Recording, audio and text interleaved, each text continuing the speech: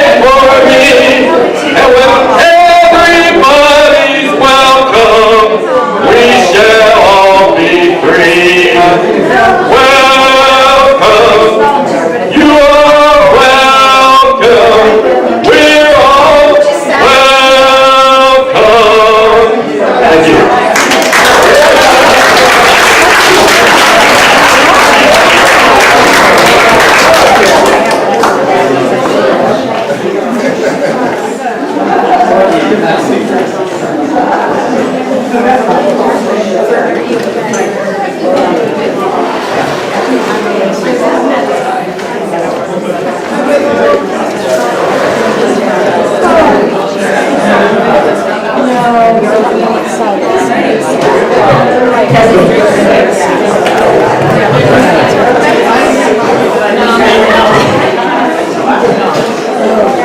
think it's just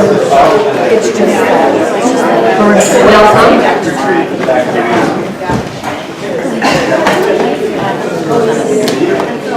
Yeah. My next. That's okay. Hi, Maggie. Yo. So we're here.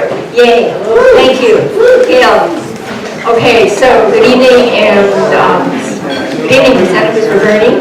We are now Our Revolution affiliate, so that's good news. We're here to talk about.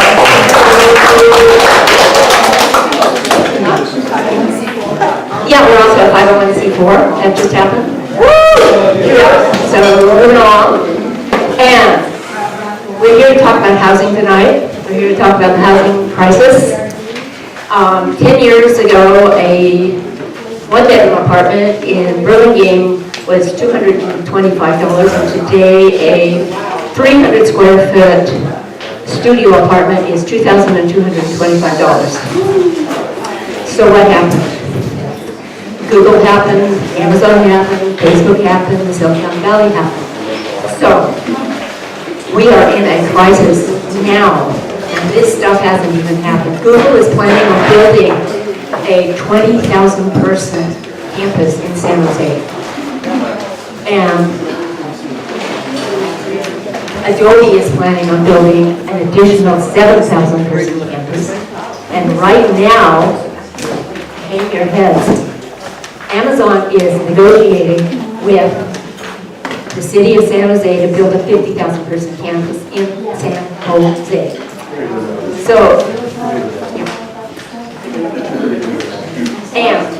that's 35 miles away. Are you ready for that? Santa Cruz for Bernie, with the organizing circle, has been walking the streets and talking to people for the last 9 months. And we have knocked on over 1,000 doors, and we have talked with in-depth conversations with over 500 people. And the number one issue is housing. That's what people care about. A landlord can evict any tenant at any time for any reason. They have no protections. They're scared it's going to get worse. In 2015, in 2015, that was the year when we had the least amount of homeless in Santa Cruz. But right now, 2 years later, the homeless students have doubled, and 67% of the homeless now were renters. Okay, you do the math. It's horrible. We have a crisis. We need to do something.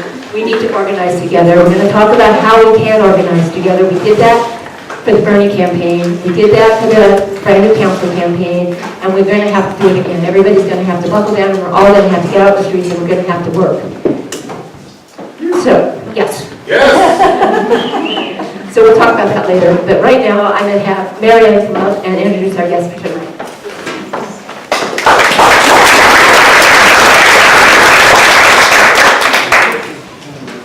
Justice for being short. Thank you. But mighty.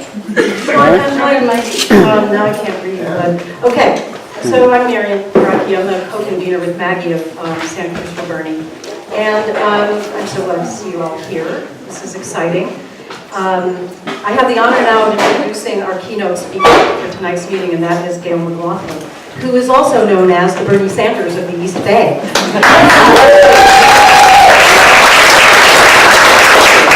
is also much more than that, and she is herself. So she's a city council member and former mayor of Richmond, California. I wish Santa Cruz, but anyway, Richmond, California, who's running for lieutenant governor of California in 2018. She came here tonight, especially for us, to inspire us with her stories of success as a grassroots organizer and activist, and to show us how it can be done more and more in Santa Cruz, because we're already doing it, but we could do it better. Gayle moved to California and then to Richmond in about 2000. She's from my hometown of Chicago. It's another story. And then she co-founded the Richmond Progressive Alliance in 2003, which has been key in working on solutions to unfair housing practices. And she served 2 consecutive 4-year terms as the Green Party affiliated mayor of Richmond, 2006 and 2010. That's a pretty amazing accomplishment right there. And when she termed out as mayor in 2014, she hadn't had enough, so she was re-elected to the city council. In June, Gayle announced her 2018 candidacy for lieutenant governor of California. I think I already said that. In any case, one of the most stunning projects in my mind that Gayle has worked on with the Richmond Alliance is the Richmond Fair Rent, Just Cause for Eviction, and Homeowner Protection Ordinance. And I'm going to read you a few choice excerpts from an otherwise probably very long and dry ordinance, but this part's exciting. The people of Richmond find and declare as follows. A, there is a shortage of decent, safe, affordable, and sanitary housing in the city of Richmond. B, tenants who play by the rules should not have to worry constantly about losing their home for no reason. Common sense protections against unfair evictions are needed in the city to protect long-time and low-income residents from landlords that try to game the system to take advantage of all-time high rents. I love that wording. That is so bold. And then D, given the increased housing cost burden and poverty faced by many Richmond residents, I assume by now you might be thinking about Santa Cruz County police. Excessive rent increases threaten the public health, safety, and welfare of Richmond residents to the extent that some persons may be forced to choose between paying rent and providing food, clothing, and medical care for themselves and their families. That is a crisis. So does it sound familiar a little bit? Yeah. Okay, yeah. I work at the Emmeline Clinic, and I'm working with a lot of people who are homeless and once were renters, just as Maggie said, and it's just an outrage. But we'll get to that later. Other progressive policies that Gayle has led include an ongoing effort to restrict the municipal influence of Chevron, which is Richmond's largest minimum wage increase to $15 an hour by 2018. And single-payer universal. So before I bring Gayle up, I just want to mention you got an index card, probably on your seat or at the chair. If you didn't, please quietly raise your hand and we'll give you one. We're going to use those for Q&A after Gayle is done speaking. So write your questions down as you listen to her speech and tell us about stuff. And Mary has pens over here if you need a pen. Okay. So that's the housekeeping. Please join me in welcoming fellow corporate-free Bernie Crack, Gayle McLaughlin.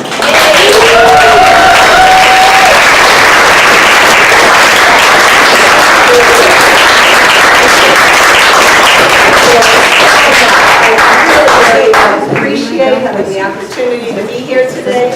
So thank you for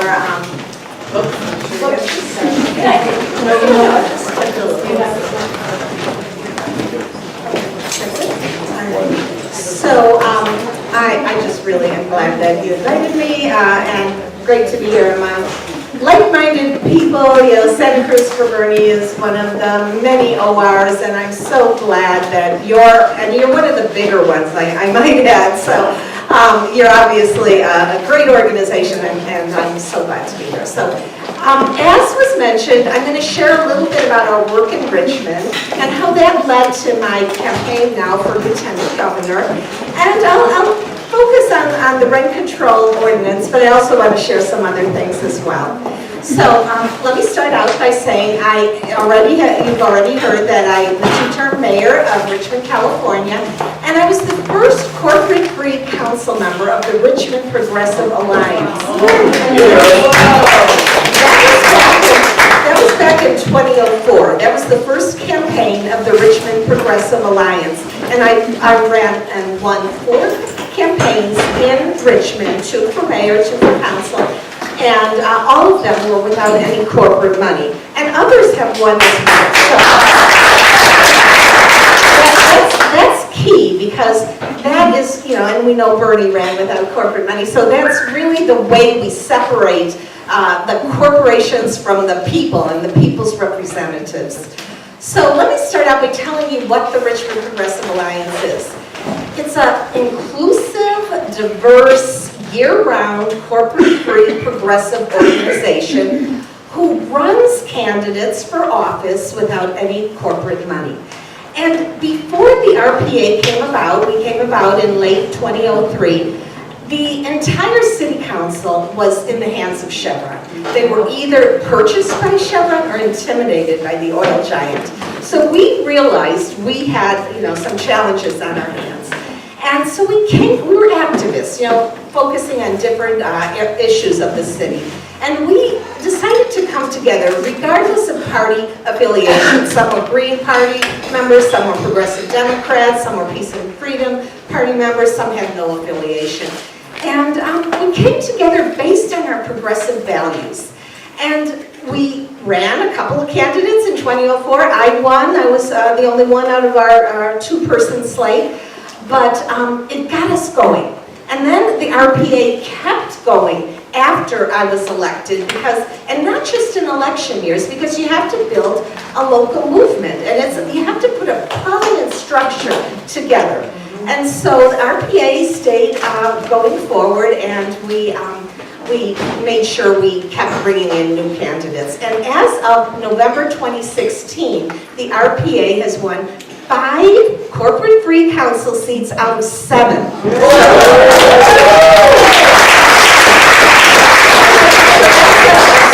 Majority. So we're very proud of that. And the other thing that was happening in the city before the RPA came about is we were known as a high crime city, a lot of poverty, and the poverty was not moving, getting better at all, it was getting worse. So, so it's a crisis, that's happening all over. And so after we started moving forward, year after year, and it didn't happen all at once, these are some of the accomplishments. Well, I mentioned that we got the 5 out of 7 as of this past November. Also in this past November, we got our rent control and just cause for eviction ordinance.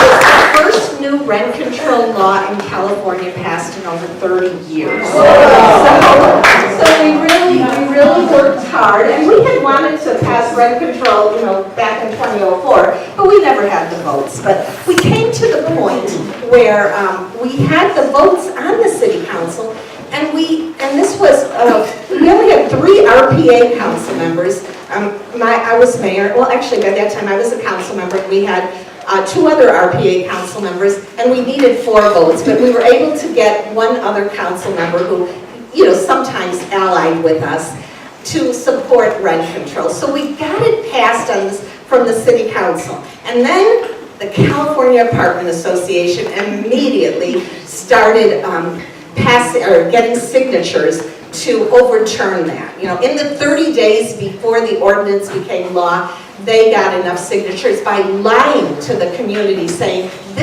if you sign here, this will strengthen rent control. Wow. So we have that on video, and so we know, and they were very high-paid signature gatherers who, really didn't know the Richmond community or anything, and they just were feeding them the line. And so they got enough votes, so we had to repeal the ordinance, but they couldn't tell us we couldn't put it on the ballot. So we immediately, at the beginning of 2016, started gathering signatures for a ballot measure. And we did this by building a coalition. We actually formed the Rent Control Coalition back when we were trying to get it passed from the City Council. So it's really, really important to build these coalitions.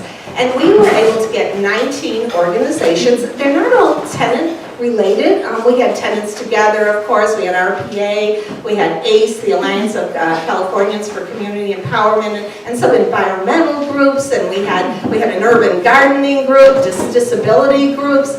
We people that understand that this is an important issue. We had the SEIU union, the City Employees Union, because their members were feeling the crunch. So building that coalition was really important. And we held forums, we went door knocking, door to door. We put out some mailers, even though the California Association, the Apartment Association was really putting out counter positions to us.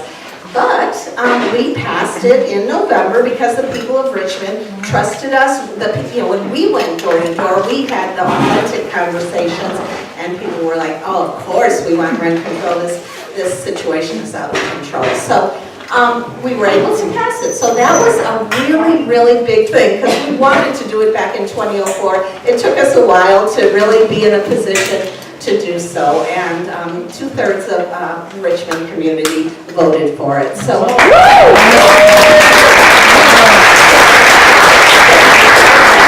and I know you all are working on it, so I want to congratulate you for having those principles, for having that desire and energy to put out the work and make it happen. It can happen. It's really, people get it, that the Bay Area housing crisis is, off the charts.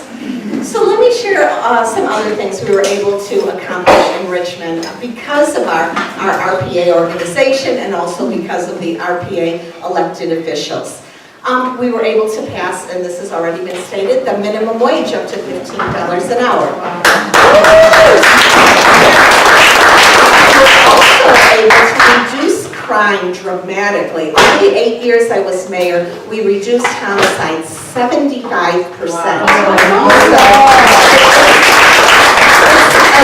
It was a different style of approaching crime than the previous city councils had. We addressed the root causes. How novel, give people jobs, give them opportunities. And also we got a community-involved police chief, who was very much involved with the community. And we got an Office of Neighborhood Safety that had outreach teams going into the neighborhoods. That this was made up of formerly incarcerated individuals who had turned their lives around. And they would reach out to the community, especially those neighborhoods that were hardest hit, and redirect and quell the violence and steer those young people that had been involved in this kind of lifestyle into a different route, a healthier lifestyle. So crime reduction was, of course, a big thing. And of course, Chevron. We put a lot of pressure on Chevron as they put on us. We defeated them in our local election field again and again. In 2014, for example, they spent $3.5 million to try and defeat me and 2 other progressives. And we all won, and all the Chevron-supported candidates lost. Doors, going to community events, building authentic relationships. We also managed to get $114 million in additional taxes from Chevron over 15 years. $1 million a year for 15 years. We're also suing them in court because of some of you may remember that horrible fire in 2012. And so, the first time the city of Richmond ever sued this big oil refinery. So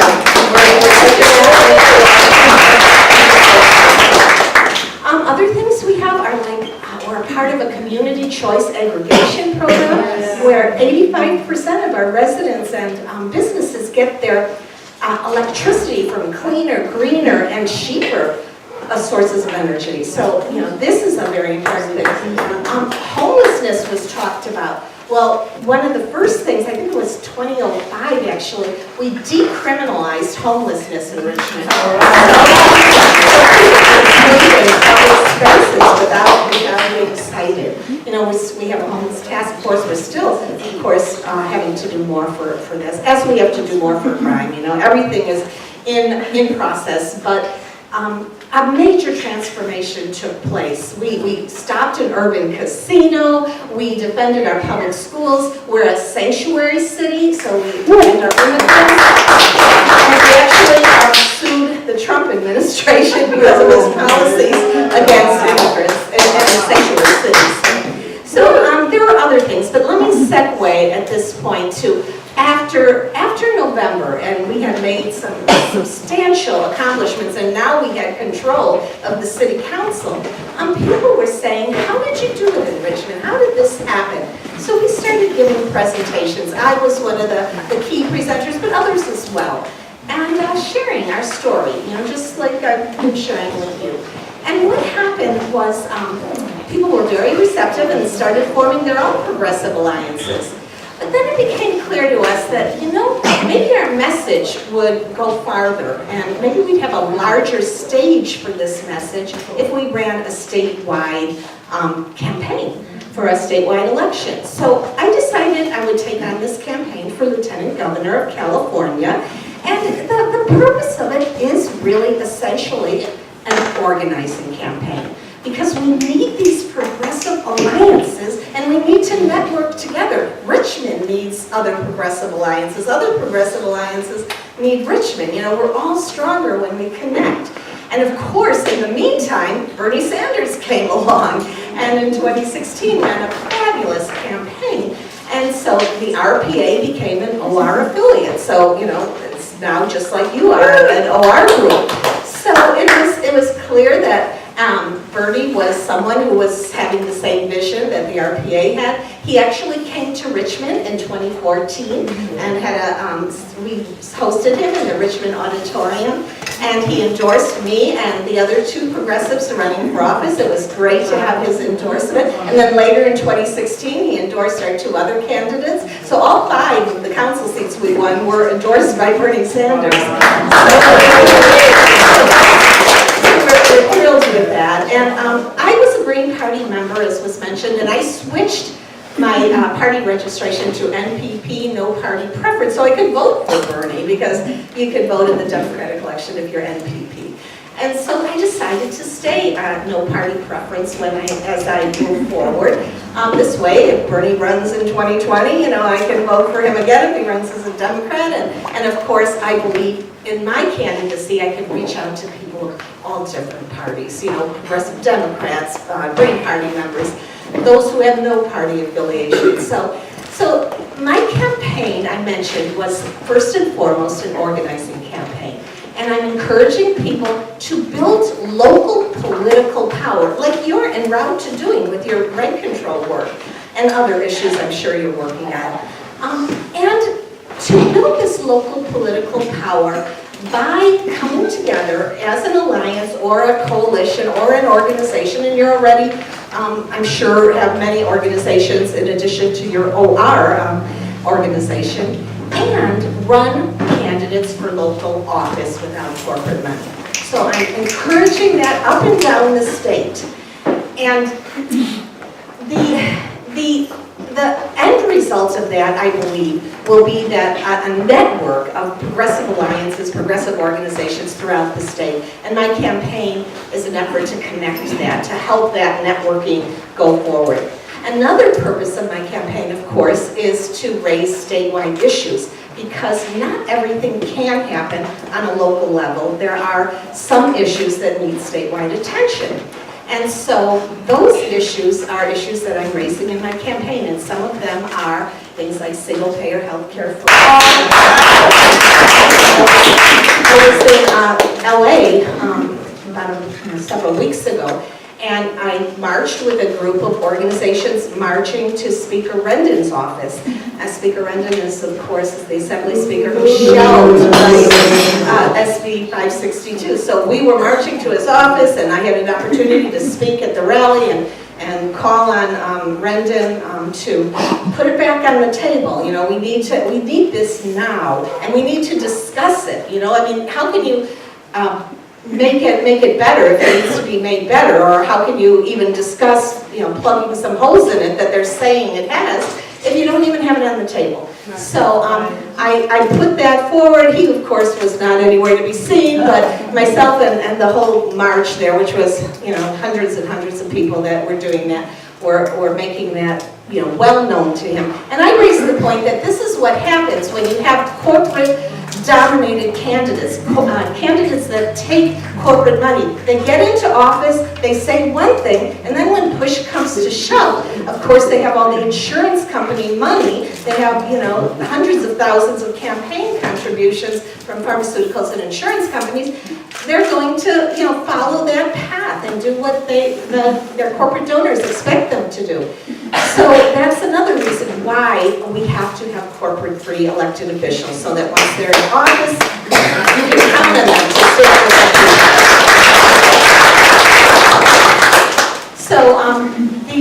So some of the, I mentioned Medicare for All. Of course, Free College California.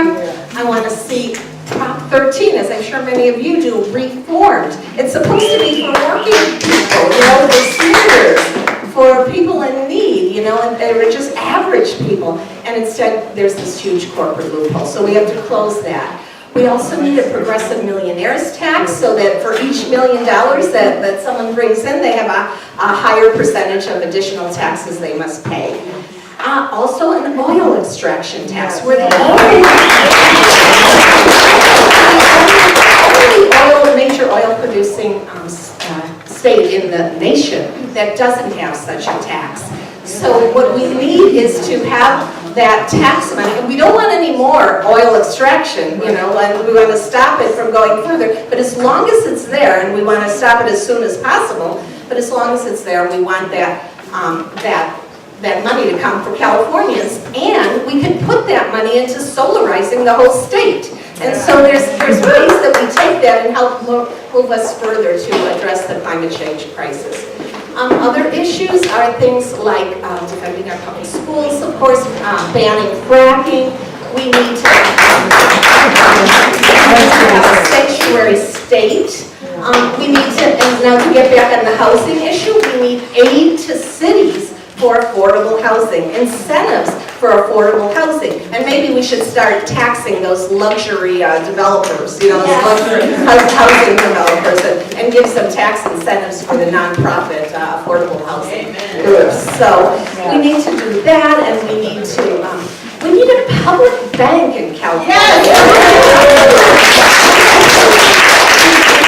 North Dakota has a wonderful public bank, state public bank. So I'm working with all these different groups who've already been working on these issues, because the community experts, the people who have stood with the community and learned and researched and come up with their expert analysis of things, are going to help bring forward the education to the community. And my position as Lieutenant Governor will help spread that message.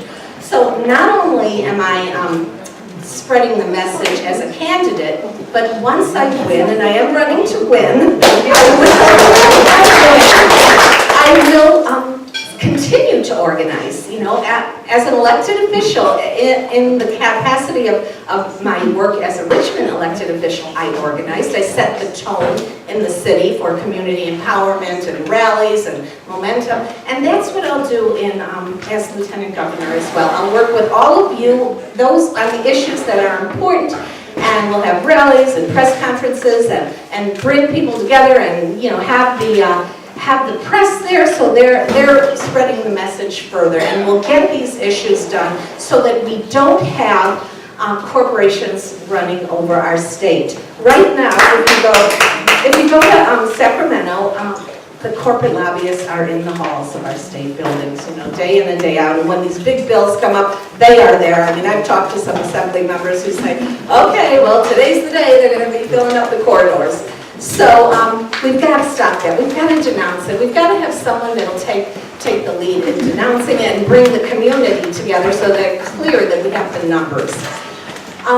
One other thing that I want to address is the importance that when things start to take shape, that we don't say to each other that, hey, our work is done. Like in Richmond, we got the rent control law passed by a city council, but then we had to keep going. So you have to know that obstacles are going to come forward, and you can't let up. You have to say, hey, sometimes there's a little setback, but you keep going forward. And I just want to share with you a little bit, and I'll give this to some of your co-coordinators. So this was something we put out for the rent control.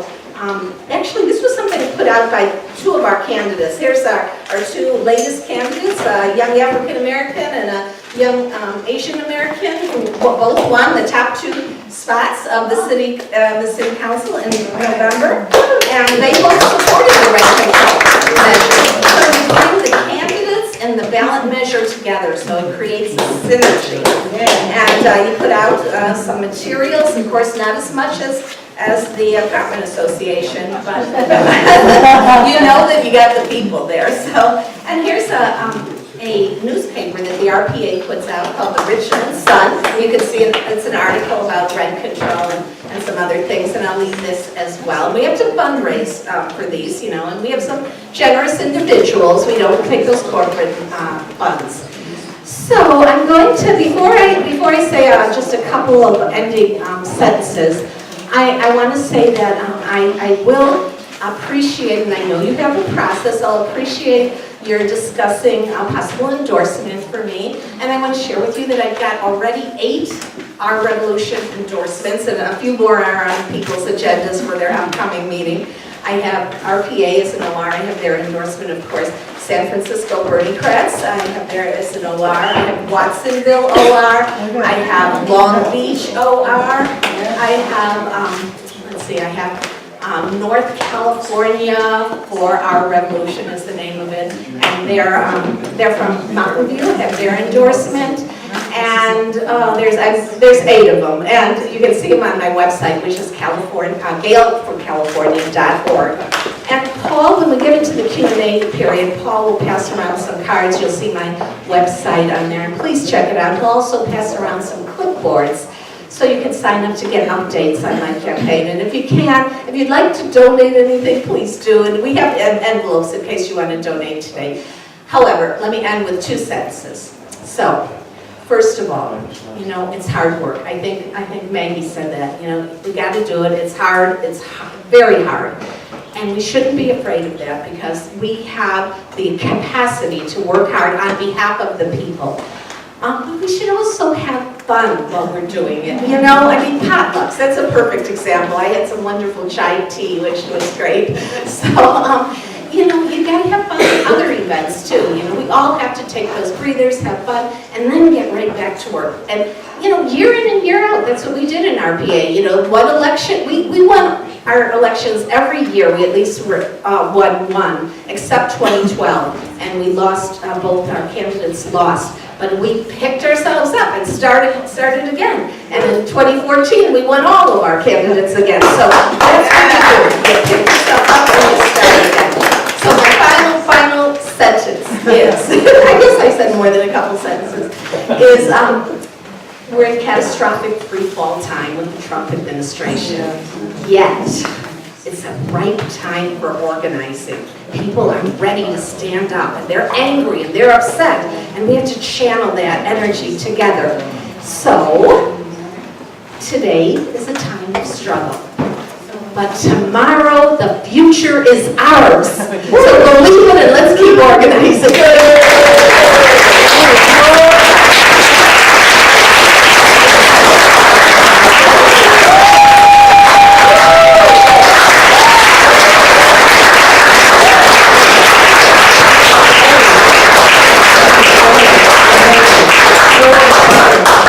Ready to get on the street right now, but we have to do some of this work. So we have some question and answer session for you. We have a lot of written questions. We're going to not get to all of them. I'm just letting you know that. So are you going to be here at the end of the meeting in case people might want to just chat with you? Okay, so please don't panic. Okay. So what I'll do is read a question, and I can read a question, and you can answer them. Okay. So one person asks. Is it necessary for us to have a favorable city council if we want to do a ballot initiative? Great question.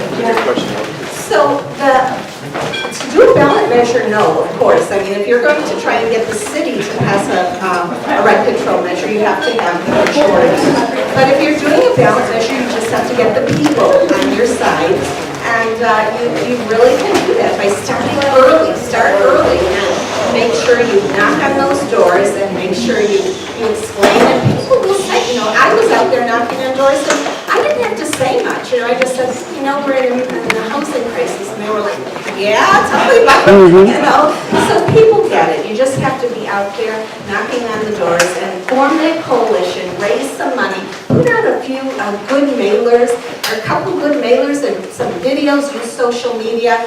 You can reach the population. The time is now, the time is right. So I believe it can be done in Santa Cruz. If it can be done in Richmond under the yoke of Chevron, if we can accomplish what we did and release that yoke, you can pass rent control in Santa Cruz.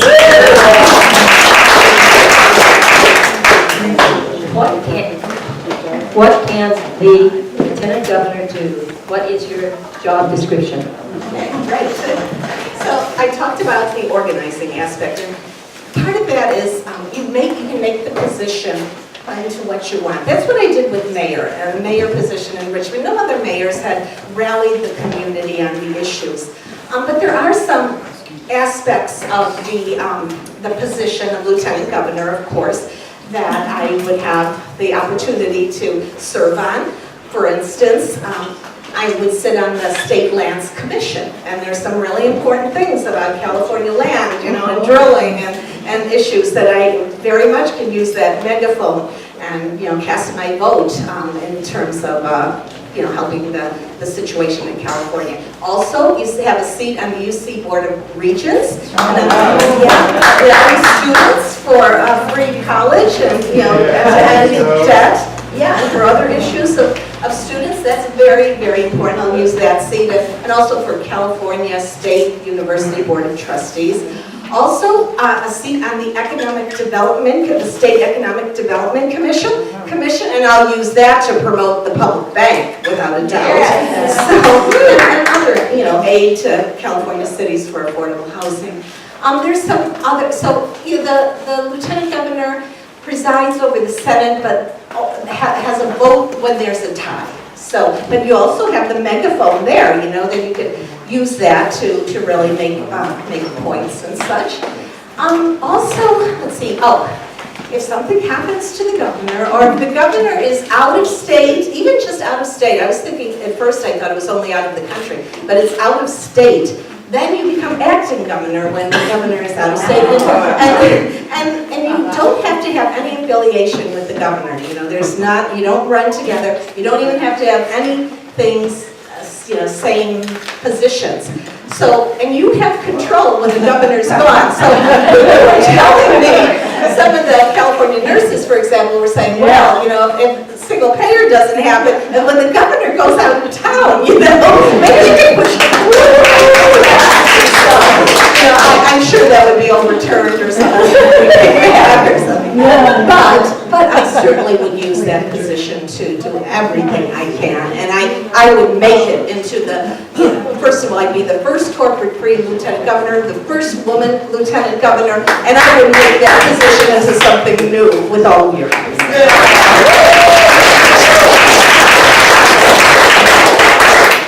Okay, so someone asked, what steps did you take to decriminalize homelessness? Was there community resistance? This is 4 questions. Has it impacted public safety? Has it impacted property damage? So what we did was, this actually, the Homelessness is Not a Crime Coalition was formed even before the RPA was formed, but those of us who were in the progressive community of Richmond were involved in that. We formed a coalition because the city council was putting an ordinance, they called it the camping ordinance, but basically it was saying that people could not sleep. Some people who had, were living in some of the more affluent neighborhoods didn't want people camping out or in, RVs or whatever, who were homeless near their developments. So we started to organize, and it was like every single city council meeting, people came to speak and address the fact that we cannot do this. Homelessness is not a crime. People have a right to sleep. Sleep is a biological need. And so we sent thousands, of postcards to city council members and put the pressure on them. And they still went ahead and passed that bad ordinance.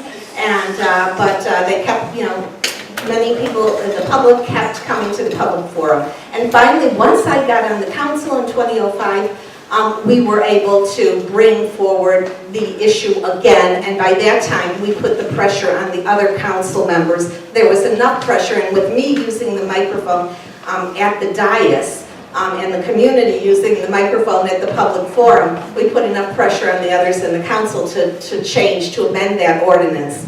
So we now have, one of the few cities that say that homeless people can sleep in public spaces as long as we don't have room in the shelters, and I can tell you there's never room in the shelters. So how has that affected things? Well, we still have issues with homelessness, and you want people to have a pathway into having a house, having a job, having a lifestyle that doesn't leave them out in the elements. So we have formed a homeless task force, and we're coming up with ideas to make sure that people get medical care, mental health services. In terms of whether or not it addressed the crime issue, I think what it did was more showed a human face and to our community, showed a human face about what the progressive movement was about, and we were able to really just set that tone that in Richmond we care about our community. And so I think in that way it kind of dovetailed with the crime reduction, because we wanted to say, hey, this is our neighborhoods, we want them to be safe, we care about each other. We even want to have the young people who, because of the lack of opportunity, got into wrong lifestyles. We want them to get into the right lifestyle. So we started making Richmond a city with a heart, and the homeless issue was certainly a part of that. So,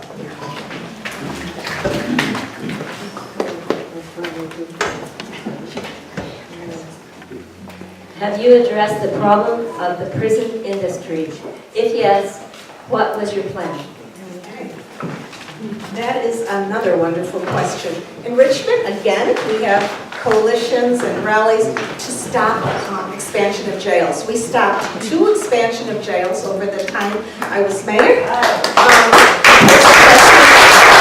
Pressure on the county that wanted to expand jails, and finally got them to reverse. And instead, that it was AB 109 money, which was coming to counties, and the sheriff wanted to use it to expand the jail. We said put it into reentry services, and we won that, and we got millions of dollars, and we now have what we call the Reentry Solutions Center, where when people come out of prison, they can go there and they get steered into, whether their housing needs, job training, substance abuse groups, or whatever. They have a one-stop center.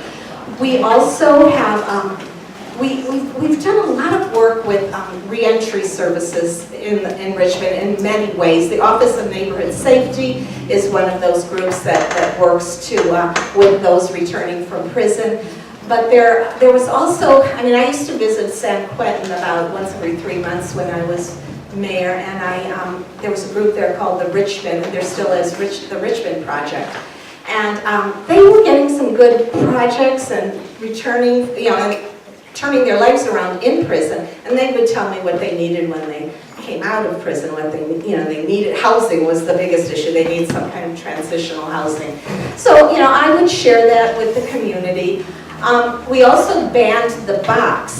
So the box on city applications, so that says, have you ever been, arrested as a felony or whatever, that's gone on our city applications. And any contractor who wants to work with the city, whether it's a vendor or a contractor for, whatever services the city needs to contract for, those contractors have to ban the box from their applications, or we don't work with them. So those are some of the things that we did. And we have a group called Safe Return Project.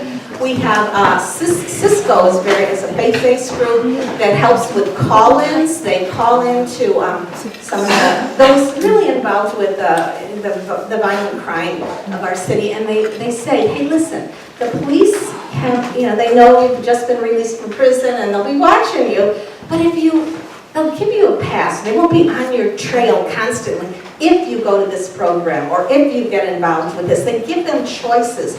And it's worked very well, and the faith-based community is really taking an active role. Plus, we do weekly peace walks in Richmond. It's called the Alive and Well program. We pass out flyers that, for all the young people. They could be, 8 and 9-year-olds or teenagers or even adults. We want you alive and free. So, we're here for you. We care about you. And so, crime reduction really was a big thing. It still is.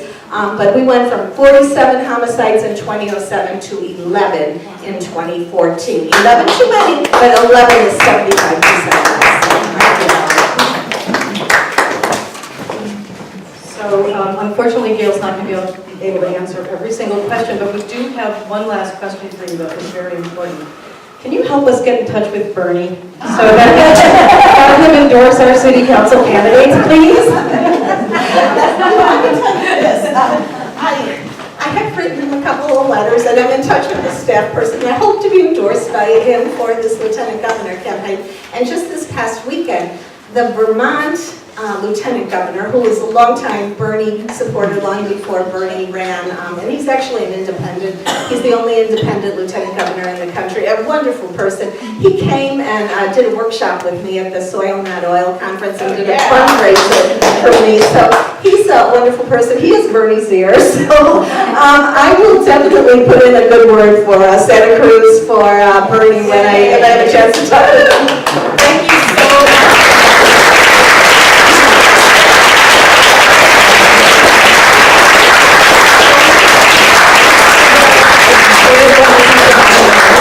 Traveling all this way to speak to us. We're honored.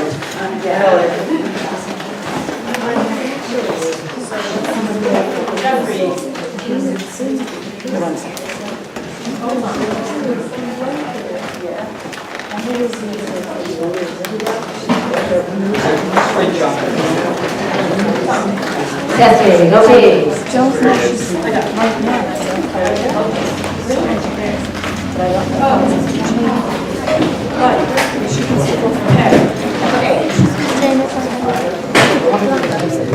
Okay, so this is the part where we want, hello, okay, there we go. This is the part where we want to convince you to put down your PDAs, turn off your computers, step back from your television set, and come out in the streets and work with us so we can do exactly what Gayle was talking about. She had people working for her. So I see that we're going to have an election in 2018, but we need to start now. We do because, as Maggie said, it was an unbelievable amount of work. So one suggestion would be if you've got one of those Fitbit things, this is the time to get your feet moving. You can count your steps and start doing some of the actual hands-on in the trenches. Really important work. We need to focus on housing in Santa Cruz now. So I see this whole game plan is like in 3 different parts. The first part is to go out to meet and greet the camp students on the, I think it's the 27th, 28th, they're returning. And there's a lot of people that are going to be up there who don't like Trump, who want to get involved, and we're their group. We're going to help them get involved, and these people will be on the ground for us in 2018. And in the meantime, we have a huge housing campaign that we are working on building to help the homeless and plan. Why do we want to help them? Maggie? Well, How are you going to do that? yes. Well, we have a couple of different strategies. One is to consider trying to put in just cause eviction to the city council, but we need turnout to do that. We need people to write to city council. We need to really push forward to it if in fact we decide to go forward with that. We may or may not want to do a rent freeze or a rent control through the city council. If we don't do that, we're going to look at other ways to look at measures, perhaps a rent control measure if we can do that. It's a lot of work. And so when I think about people with no housing, and I work with them every day at the clinic, they kind of get a bad rap. But I think you all know that these are people just like us. And students too, like we used to be, which is, incredible as well. Adults who've had lives in the past. And because of losing their housing, other issues become really prominent. And they end up in our clinic, and we're treating people for a lot of mental health issues and substance abuse. And I always want to know which came first. But I think really people lose their housing, and then the illness sets in. I mean, not having housing is so incomprehensible to me and so cruel that it's sometimes hard to get home at the end of the day without crying. So, I I just implore you to work with us. Let's get this problem solved here in Santa Cruz before it can't be solved. So the next thing that we need in this long-term campaign, as Gayle said, and I feel this is my whole idea, is that if we can get 3 new city council members in 2018, we can turn this town around. We can make it.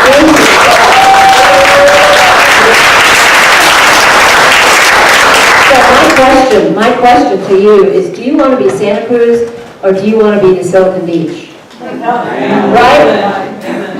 Okay, so here's the answer. The first thing that we have to do is we all have to step up and we have to help out on campus. And we actually this year have a campus organizer. He's standing right next to me. This is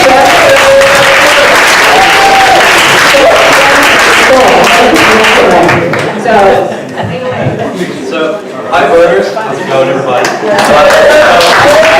I'm Crystal, I'm a third-year UCSC student, and we're going to talk about our campus strategy for Move-In Week. So, this September, a couple weeks from now. Talk into the microphone, please. Okay, yeah, so I'm Jeff, third-year UCSC student lead on the Santa Cruz for Burning Tenants Fight Back, the housing campaign group. And what we're going to talk about is the campus strategy for Move-In Week. In a couple weeks from now, about 4,000 plus students will be coming to Santa Cruz to be students at UCSC, and these students are going to want to be involved in politics. These students have seen what's been going on at the national scale. They've been seeing Trump. They've been seeing the terror at Charlottesville. They've been seeing their friends be scared for their lives because of their immigration status or their color or their sexual orientation, and they've also have a lot of reason to hope. And they have reason to hope because of people like Bernie, because of this growing progressive movement to go against Trump, to go against everything Trump is for, to fight racism and sexism. We have a lot of students that are going to be really interested in politics, or are going to want to be involved in politics, but how do we engage them in politics? We need to do it collectively as Santa Cruz for Bernie, and we need to go up onto campus and we need to knock on doors. So what we're going to have to do, so what I'm asking all of you to do, is to please sign up on the 27th at noon, or on the 27th, or Wednesday, at 2:30 p.m., or on Thursday the 28th at 5 p.m., to go onto campus and to knock on doors in the dorms, and to talk to students, and to recruit student leaders for this campaign so that we can win progressive city council, so that we can win rent control in the city of Santa Cruz, and so that we can win just cause eviction.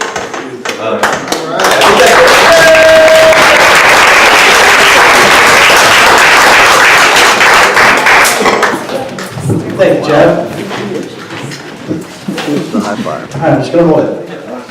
Hi, everybody. For those that don't know me, my name is Danny Drysdale. I'm the organizing director for Santa Cruz for Bernie. And I grew up in Santa Cruz. Closer.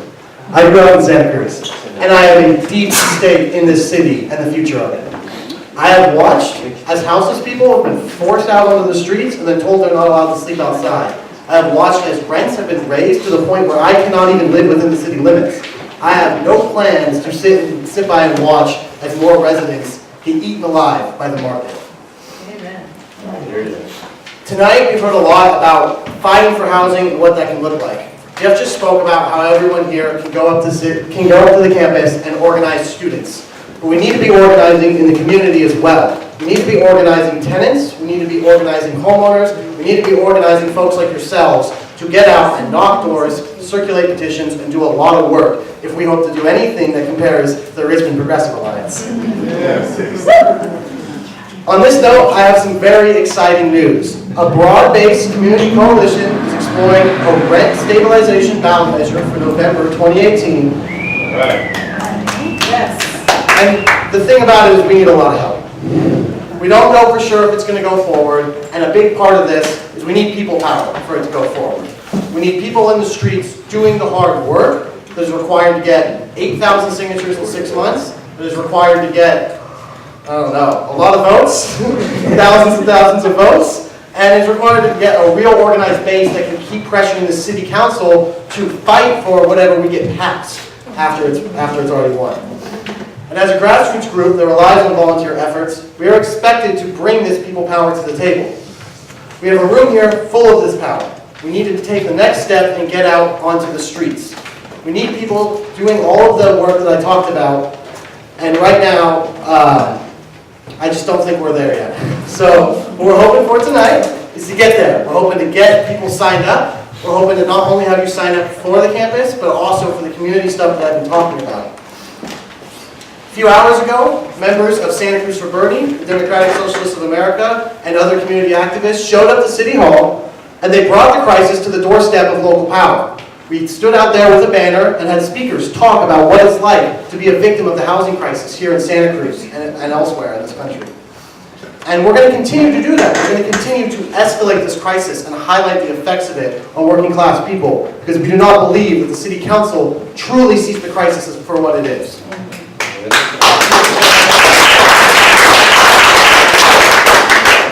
On September 17th, we will be doing a large organizing push along with the organizing circle to go knock a lot of doors and both gauge support for a rent control measure as well as organize new volunteers and supporters for it. If you sign up tonight, that's the kind of thing that we'll be signing you up for. We also will be checking in with you about your ability to circulate petitions, make phone calls, do voter contact, and all the stuff that's needed to win a rent stabilization measure.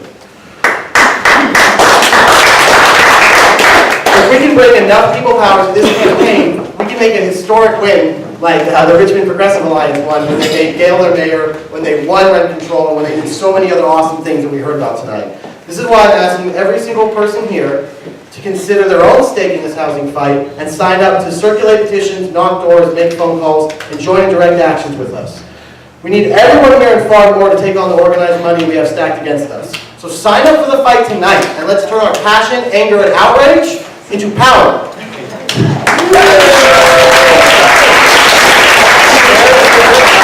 Great sign-up sheets that we'll be distributing. Please hold your hand up or put it above your head if you would like to sign up. Okay, this asks for your contact information, and it has two columns. One is for campus recruitment, and the other is for the housing campaign. So all you have to do is you put your information in, but then you check one or the other or both. Got all that energy. Thank you. So just put your hand up, put it above your head, and pass them around. Go ahead. So as one of the people who sometimes reads these forms and can't read your writing, I'm going to beg you to use your best handwriting and make sure we can read your email address and your phone number, please.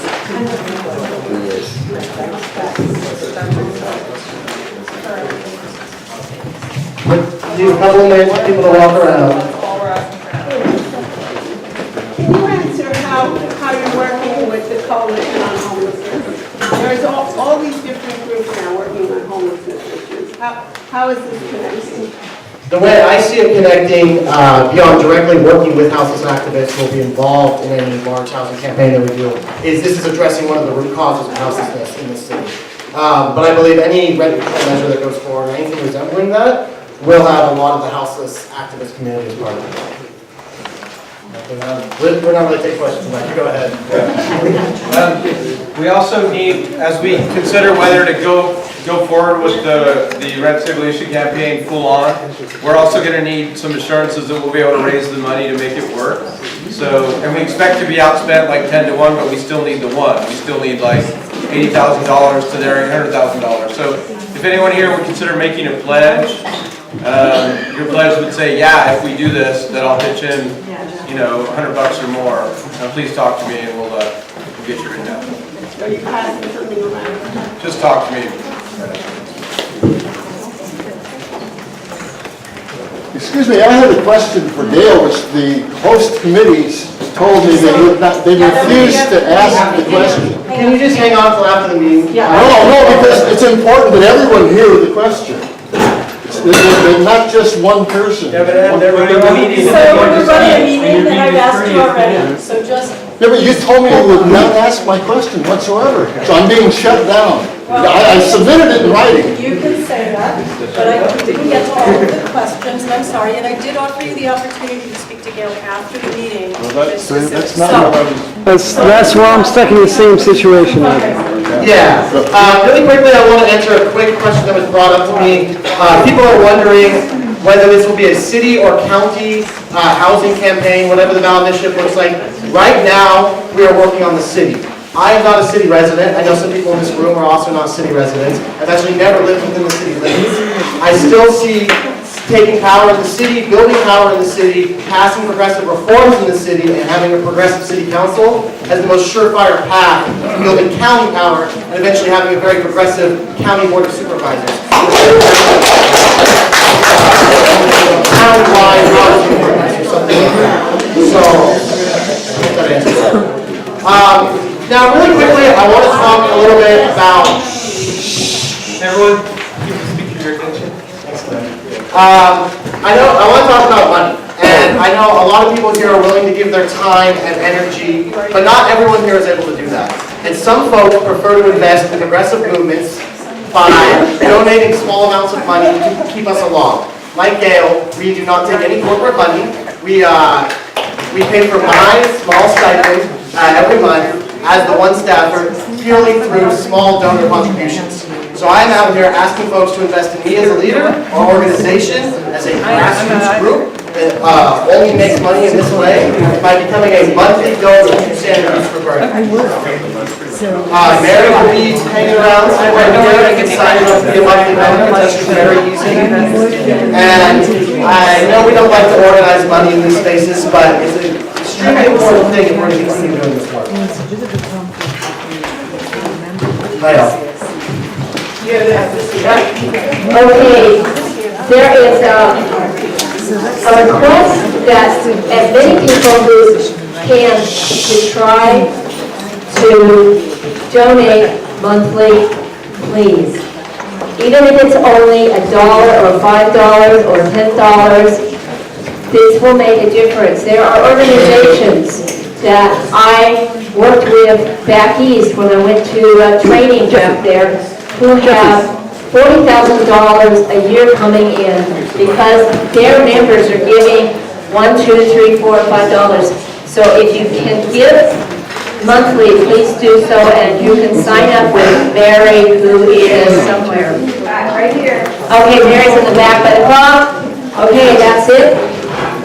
The next thing that's going to be on the agenda is Glenn is going to speak about Delane. Pass around these envelopes for Mary's for Gayle's campaign. Anyway, it's on the back table, but there's two ways you can, if you have time today, there's a little form in here that you can write a check and fill in the little form with some information that the state needs when you donate $100 on board, which is appreciated. But also there's you can donate online, and it's at the bottom of the little form. Pay system, use your credit card. Anyway, on the back table, I have some in my hand. We're going to be careful. I have folks, can I get your attention for a moment? Only take about 5 to 10 minutes. I promise. So if you can cut down on the background conversation, we appreciate it. So my name is Glenn Glazer. Like you, I volunteered for the Bernie campaign. The reason I volunteered for the Bernie campaign is because he awoke my passion. My passion was his passion. When he said this, that, and the other thing, I said, yes, this, that, and the other thing, all the way down the line. And so I want you to know that when I volunteer for something, I have a pretty high bar. Okay? And I have volunteered again, and that is for the gubernatorial campaign of Delane Easton. Delane, as you may know, used to be California State Superintendent of Schools. She also served in the Assembly. She is the only gubernatorial candidate who supports SB 562 and single-payer health. She's the only one that wants to ban fracking completely in the state of California. She's the only one that supports universal preschool for all students of all backgrounds. She's the only one who supports free tuition in our public universities and colleges. She's the, for those of us who, like me, are LGBT, when she was state superintendent, she set up the first task force to make sure that in our public schools, including, primary and secondary schools, that people were safe and felt comfortable being who they are. And that's, at least to me, that's really important on a personal level as well. Because that sure didn't exist when I was a kid. Her name is Gayle McLaughlin. And I just want to go back to volunteering for a second. The campaign does need volunteers. We'd love it. If you want, I'll be around afterwards, you can get a hold of me. And also, of course, donations. It's a almost totally volunteer campaign, like Bernie's. It's organized over Slack and over conference calls. You may know that the maximum campaign contribution for a gubernatorial campaign is $29,200. So instead, we're asking $29.20. Okay, just in that same sense, Bernie. And also, I'm having a meet and greet with Elaine at my house in Belton on the 24th, and there are a few spots left. So if you're interested in meeting Elaine in person, please come see me. And I thank you for your time and attention. Glenn, does she want me to do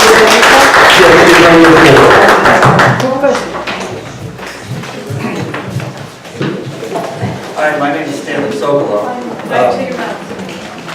I just want to let you know that on September 21st at 6:30 at the Democratic Party headquarters office at the Galleria, we're going to be showing a movie, which is an excellent movie about voter suppression, corruption that the Republican Party did in the past election, and the leader of that is now Trump's head man in his supposed, voter investigation commission.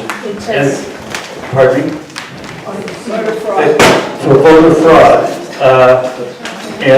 So it's an excellent movie. It's called The Best Democracy Money Can Buy, and I urge you to come out. It's free at 6:30.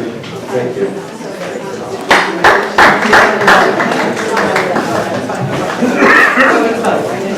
I'm Brett Garrett. I'm going to talk very quickly about personal rapid transit.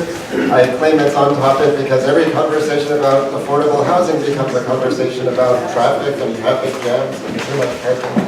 So just imagine a network of overhead guideways, kind of like a lightweight monorail with small counters.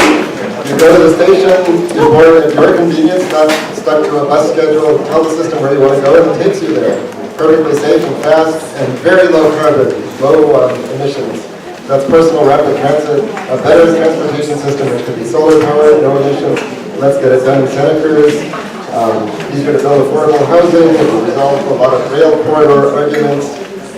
Santa Cruz PRC has been working on this for decades and needs some new energy, which turns to us. They're having a meeting on September 24th at 10 a.m. And I've got a mailing list if you want to sign up. And also, SantaCruzPRC.org is an old website. I also have another one which is currently at WatsonvillePRC.org.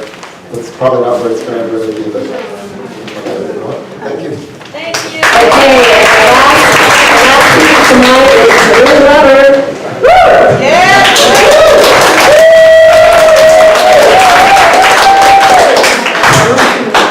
Thank you, Maggie. Hello, Senator Bernie. For those of you, a lot of you know me, but for those of you who don't know me, my name is Cruz. It's close up my mouth. My voice is pretty loud anyway. I ran for city council in 2016 and was part of the brand new city council campaign that Santa Cruz Bernie worked so amazingly hard to engage. Thank you, first of all, for your support. Yes. Before we go further, I just want to say it's such a pleasure to get a chance to listen to you speak, Gayle. The work that you've accomplished and continue to do and the dedication you have is commendable to say the least, and it's inspiring to know that there are people in Richmond and all around California that are working on similar issues, but to my knowledge, no one, you're really going at it, which is wonderful. And you said a lot of stuff that really resonated with me that's really relevant here in Santa Cruz, it's really relevant around the state, and so something that, to point out with our last campaign that we ran with the brand new city council and me being on that, it's a great example of what Gayle was saying when she mentioned that sometimes there's a setback, but you need to keep moving forward, right? An example of that is that we ran against another slate of 4 people, right? They spent loads more money than we did, and we still had the same amount of people elected that they did. So they got 2 and we got 2, which says a lot to our grassroots organizing skills, our ability to make things happen and come together across some different issues so that we can move some progressive ideas forward in Santa Cruz. And that's another thing I really appreciated that she was saying that I subscribe to as well. If you remember the last campaign, is inclusion and representation of a whole bunch of different people that are not sometimes represented in local politics. It is essential that we come together and work on progressive issues. We may not agree on absolutely everything, but being able to come around issues that are super important to not only the environment, but also to the people living here in Santa Cruz, students, residents, the working class individuals, the houseless, people of color, LGBTQI folk, and everyone else that is being marginalized by the community and the way that our local government is running. So thank you for pointing that as well. Decriminalizing homelessness, amazing. The homicide rate, all of that stuff is so important. And what Jeff said, which really stuck out to me too, is that the students that are coming in have a reason to hope, right? Because there is the reality that we can make positive change if we work together and come together as a people trying to make positive and progressive change. If you remember, and this is why I really liked it, Jeff, was that my campaign slogan last time was courage and hope. Courage and hope. The courage to move forward and demand change and the hope that things will happen if we put that energy into it. And that is the same campaign slogan we're running with now, but it's important that we focus on incorporating love in the idea of that, which is why compassion has been a huge aspect of the platform that I run on, and why it's important that no matter what we run into with our political opponents, people that we may not see eye to eye on, or people that are philosophically completely different than us, that may support things that in our eyes are abhorrent, we need to remember to approach those individuals with love and compassion and try not only to change their perspective on politics, but also to open up their hearts and minds so that we can engage them in actual conversations, show them things they may not be aware of, and kind of get involved, right? So, a saying that I always love about politics and social change is that it's a marathon, not a race. So we're going to be working on these issues for a long time. It will take time. It will take us working together in unison, right? But it's something that we will learn as we continue to work together. We'll get used to each other and make it so it works amazingly. So I really encourage you to get involved and volunteer with all these different great opportunities. If you're interested as well to come and learn more about my campaign, I am here. And I want to make a quick announcement. I did find a campaign manager. All right. Heyo! For those of you that don't know her, this is Juliet Ryan. We stand up for a second.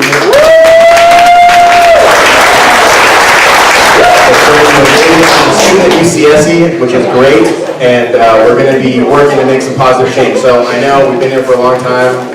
Come on, Drew. So thank you so much for taking the moment to be here. Thank you for listening to me. Thank you for your support last time, and I'll be looking forward to your support in my 2018 campaign. Thank you.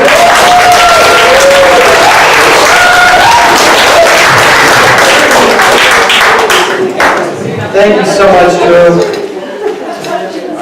All right, we're about to close it out. I'm going to let Sally say her announcement in a moment. I just wanted to let folks know we're almost done here. We're going to talk about one last thing, and that is something somebody else might have heard about, which is the proposal that Santa Cruz for Bernie change its name. So I want to let folks know we're almost done. We're about to start cleaning up. Let's let Sally go real quickly, and just Sally. Yeah, real quick. I don't need a microphone. I'm passing this out one more time. Please call Speaker Rendon. We need him to release Senate Bill 562. We have till September 15th, so that's the push. He probably won't release it, but I want you to make his life miserable and keep calling. And after that, I'm not going away. I will do this till the day I die.